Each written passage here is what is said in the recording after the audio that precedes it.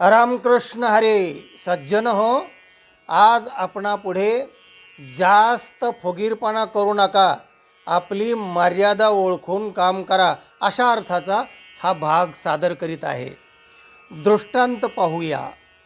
एका तलावाच्या कडेला बेडकी आणि तिची पिलं वास्तव्याला होती. बेडकी काही पाणी टिपण्यासाठी बाहेर गेली आणि तेवढ्या वेळेमध्ये एक गाय पाणी पिण्यासाठी त्या तलावावर आली. त्या पिलांनी ते प्रथमच एवढा महाकाय प्राणी पाहिला.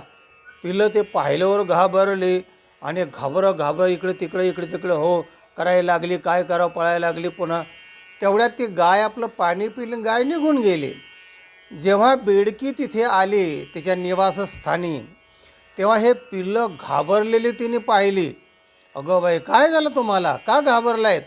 म्हणलं इथे ना लय लय मोठं आलं होतं. तर ती बेडकी म्हणली, मोठं म्हणजे केवढं होतं? लय मोठं होतं. बेडकी अशी फुगली, म्हणली एवढं होतं का? नाही म्हणले, याच्यापेक्षा मोठं होतं. पुन्हा बेडकी अशी फुगली, एवढं होतं का? म्हणले नाही, याच्यापेक्षा लय मोठं होतं. अशी एवढं होतं का? म्हणले नाही, लय मोठं होतं. अशी फुगली, ठपकीने फुटून गेली आणि गतप्राण झाली. अरे बेडकी किती जरी फुगली तरी गाय होणार आहे का? तेव्हा तिला तिच्या मर्यादा कळायला पाहिजे ना. का फुगीरच चालली, एवढं होतं का आणि तेवढं होतं का, मी पण होऊ शकते, अशी जी तिची फालतू कल्पना होती ना. तर तिने तिचा आगाऊपणा केल्यामुळे तिचं गतप्राण झाली. पण ती गाय नाही होऊ शकली, होऊ शकतच नाही आहे. तेव्हा जरी काही अवडंबर केलं आणि मोठेपणा सांगण्याचा प्रकार केला, असे लोक खूप आहेत.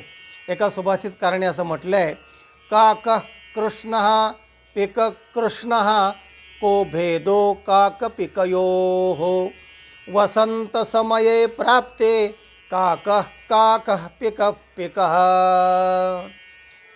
कावळा आणि कोकिळा काळ्या असतात, दिसायला सारखे जवळपास असतात. आपल्याला असं वाटतं हे दोन्ही सारखेच आहेत, म्हणजे कावळेच आहे काय नो. पण यांचं उघड केव्हा होतं की हे कावळा आणि हे कोकिळा? तर सुभाषितकार म्हणतात, वसंत समये प्राप्ते काक काक पिक पिक. वसंत समय आल्यानंतर जेव्हा ती कोकिळा ओरडायला लागते को को करून आणि कावळा काव काव, आणि मग समजतं की अरे हा कावळा आहे आणि ही कोकिळा आहे. तेव्हा वेळ आली की मग उघड पडतं. तेव्हा यत्र विद्वज्जनो नास्ति श्लाघ्यस्तत्राल्पधीरपि निरस्तपादपे देशे एरंडोपे द्रुमायते. म्हणून जो अल्पज्ञ आहे तो अल्प गोष्टीमध्ये शोभून दिसतो, पण विद्वज्जनामध्ये जर गेला ना तो, तर तिथे मात्र त्याची फजिती होऊ शकते. आणि म्हणून म्हटलं यत्र विद्वज्जनो न अस्ति श्लाघ्यस्तत्र अल्पधीरपि. अल्पधी म्हणजे कमी बुद्धी असणारा, छटोरमोटोर काहीतरी सांगणारा, असा सामान्य माणसामध्ये मोठा महाराज म्हणून तो मिरवू शकतो. पण विद्वज्जनात जर गेला ना तो, तर तिथे मात्र त्याचं बिंग उघडं पडू शकतं.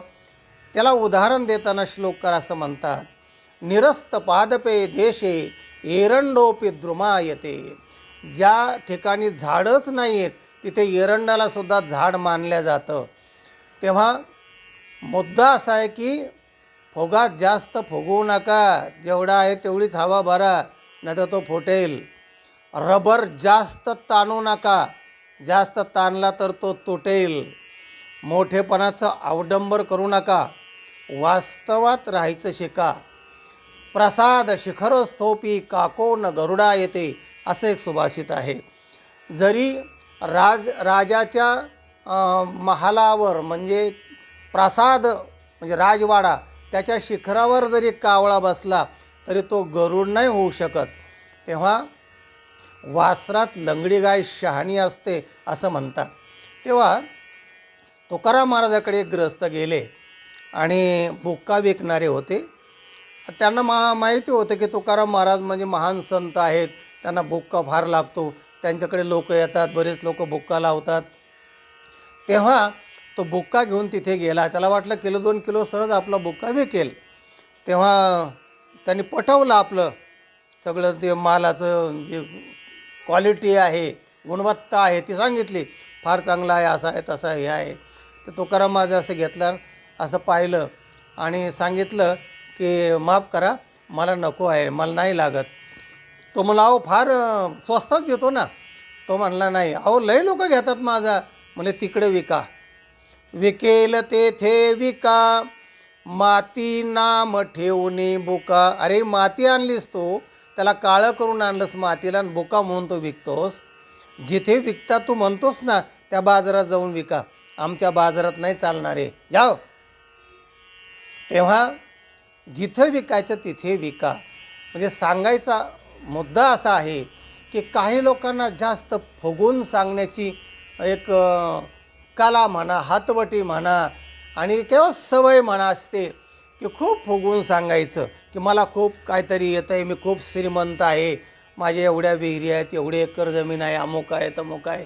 तर जे वास्तव आहे ना त्याला धरून राहा, ते टिकून राहतं, असा हा व्हिडिओचा भागाचा तात्पर्य अर्थ आहे. तेव्हा वास्तवात राहिलं की त्या माणसाला भीती नसते आणि तो यशस्वी होतो. यशस्वी आनंदी जीवन जगण्यासाठी हा मुद्दा लक्षात ठेवा. सज्जन हो, हा व्हिडिओ इतरांना पाठवा, लाईक करा आणि ज्यांनी चॅनलला सबस्क्राईब केलेलं नाही त्यांनी जरूर सबस्क्राईब करा. आनंद घ्या, ज्ञान वितरित करा. नहि ज्ञानेन सदृशं पवित्रमेव विद्यते, ज्ञानदानं विशिष्यते. रामकृष्ण हरी.